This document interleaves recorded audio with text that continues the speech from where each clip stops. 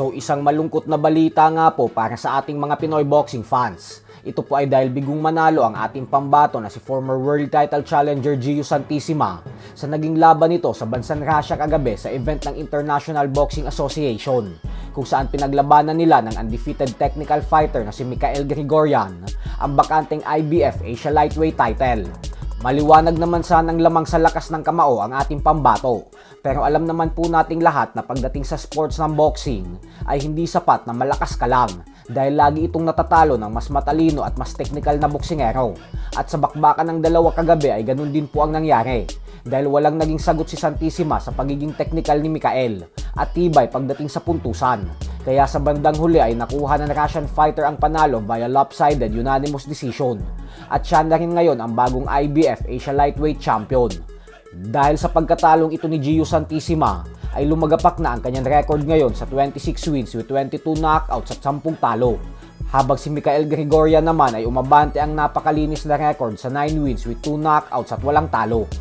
Sa kabilang banda naman mga idol ay madaming fans nga po, partikular mga Pinoy at Mexican fans, ang hindi sumang-ayon ang prangkang sabihin ng ating pambansang kamao Manny Pacquiao sa naging interview nito sa The Ring Magazine na tatalunin ng Japanese monster na Naoya Inoue ang Mexican legend na si Juan Manuel Marquez kung sakaling nagpang-abot ang dalawa at nagtuos habang nasa kani-kanilang mga kalakasan.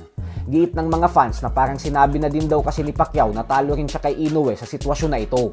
Habang may mga bumanat naman na mukhang masama pa rin daw ang loob ni Pacquiao sa ginawang pag-knockout sa kanya ni Marquez, kaya ganito ang kanyang naging sagot. May mga Meksikano din sa comment section ang siyang nagsabi na tiyak umano na maiinsulto at hindi matutuwa si Marquez nang dahil sa naging sagot ni Pacquiao. Kaya tiyak umano na maglalabas ito ng kanyang reaksyon at opinion sa latest episode ng podcast nito sa Mexico. Pero ganun pa man ay mas maigi po kung respetuhin na lang natin ang naging sagot ng ating pambansang kamao. Kasi marahil may nakikita siyang hindi nakikita ng iba, kaya kumbinsido siya na matatalo ni Inoue si Marquez. Bukod dyan ay hindi naman porket natalo siya ni Marquez at matalo ni Inoue si Marquez ay matatalo na rin siya kay Inoue. Kasi ika nga ng mga boxing experts ay styles make fights. Because Inoue is a good counter-puncher. Marquez, his style is if you are a counter-puncher, then you can beat him. Exactly. Because I'm a fighter that I don't like, winning the. I don't want to fight. I don't want the fans is disappointed, winning each other like that. So I don't want to hear from the fans say boo boo boo. I don't like that. Bukod dyan ay tinalo din naman ni Pacquiao si Marquez ng 2 beses. Dapat nga 3 kung hindi lang pumalpak yung isang hurado sa unang laban nila na nag-score ng 10-7 sa round 1, imbis na 10-6 nang dahil sa 3 knockdown ni Marquez. Kung hindi lang pumalya yung hurado na yun, ay hindi sana nauwi sa tabla ang resulta ng kanilang unang laban.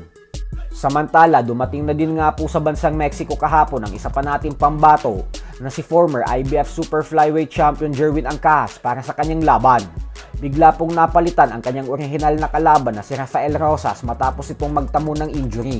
Kaya ang makakalaban niya na ngayon ay ang Meksikanong si Ruben Antonio Tostado sa isang 8-rounder fight. Inaasahan naman na tatalunin lang din ito ni Ancajas. Minsan na din itong tinalo ni Carl James Martin via 5th round knockout noong taong 2024 lamang. Kaya suportahan po natin si Ancajas. So hanggang dito na lang po muna tayo mga idol.